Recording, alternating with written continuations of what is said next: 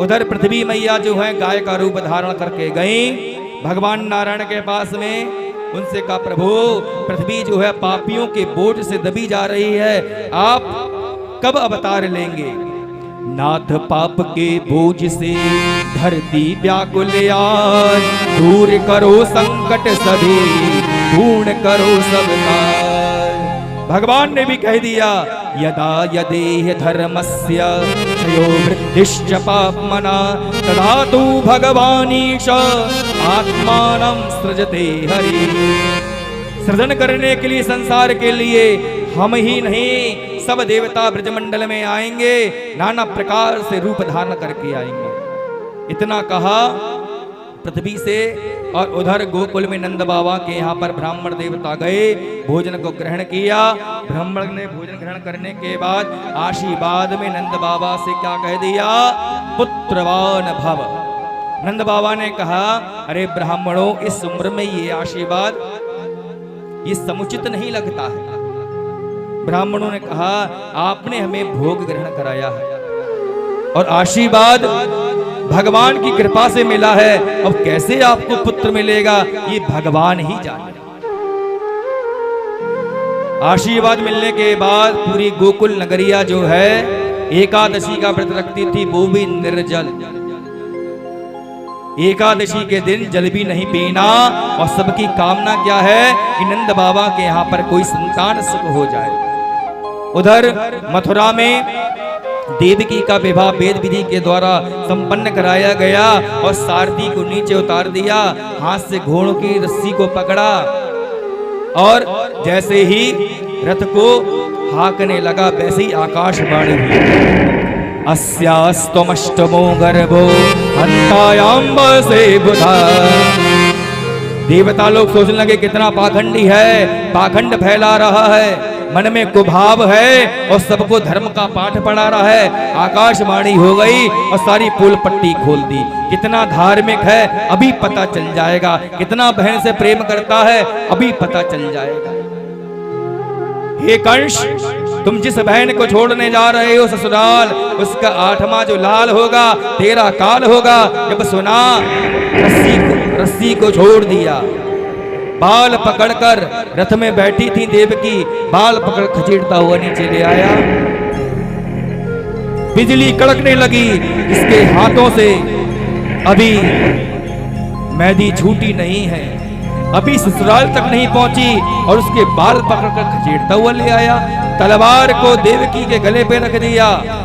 सब कहने लगे देखो तो सही, हम तो सोचते थे कि हमारे महाराज बड़े दयावान हैं, अपनी बहन से बहुत प्रेम करते हैं, और तो और आज तो रथ को स्वयं चला रहे हैं, सारथी बने। समझ गए सब लोग ये जो महाराज हमारे सारथी नहीं है, ये तो एक नंबर के स्वार्थी।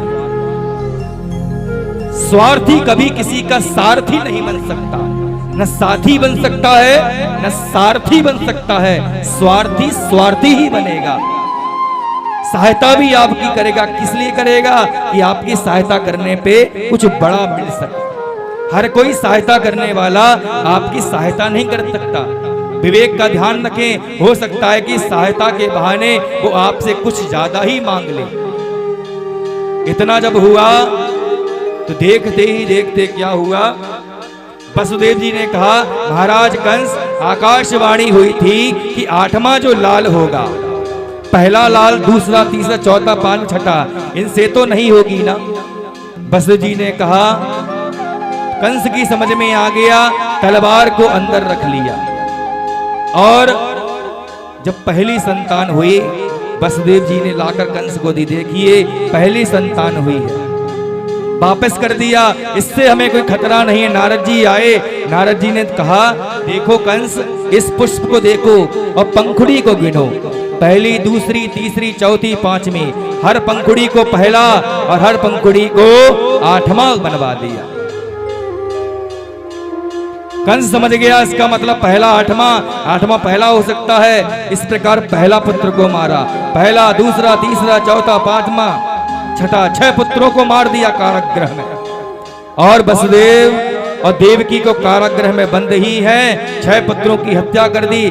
7वें जब पुत्र की बात आई भगवान ने अपनी योग माया को बुलाया, आपको हमारे एक नहीं दो कार्य करनी है।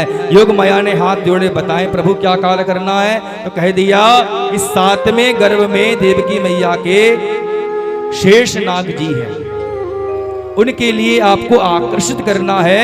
और वसुदेव जी की दूसरी पत्नी जो रोहिणी है वो कंस के अत्याचार से भयभीत होकर नंद बाबा के यहां पर ही रहती है, आपको उनके गर्भ में प्रवेश कराना और आपके लिए यशोदा के गर्भ से जन्म लेना है। और जब मथुरा से मैं आऊंगा तो आपके लिए मथुरा में जाकर कंस को समझाना है कि अभी भी समय है, सुधर जाओ, वरना तुम्हारा काल सुनिश्चित है, तुम्हारी मृत्यु सुनिश्चित है।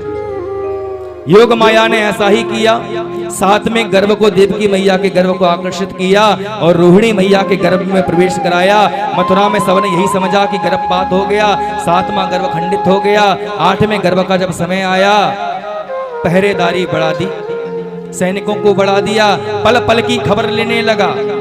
और उधर क्या हुआ, गोकुल में सबको बस खुशखबरी की तलाश है कि कब नंद बाबा के यहाँ पर छोरा छोरी कुछ क्या होगा।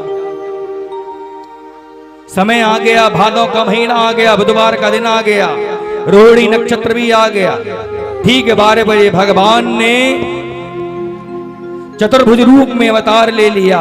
सशंख चक्रम सकिरीट कुंडलम सपीत वस्त्रम सरसीरुहेक्षणम सहार वक्षस्थल कौस्तुभश्रियम नमामि विष्णु शिरसा चतुर्भुजम। सब देवताओं ने वंदना करी, पुष्प की वर्षा करने लगे। देवकी मैया वसुदेव जी ने भी दर्शन करे। सारा गोकुल पूरा संसार सो गया गहन निद्रा में, केवल संसार में देवकी मैया वसुदेव ही जग रहे थे। भगवान के विराट रूप के दर्शन भी किए। भगवान ने कहा विराट रूप में, हे मेरे माता पिता, आपके लिए कार्य करना है।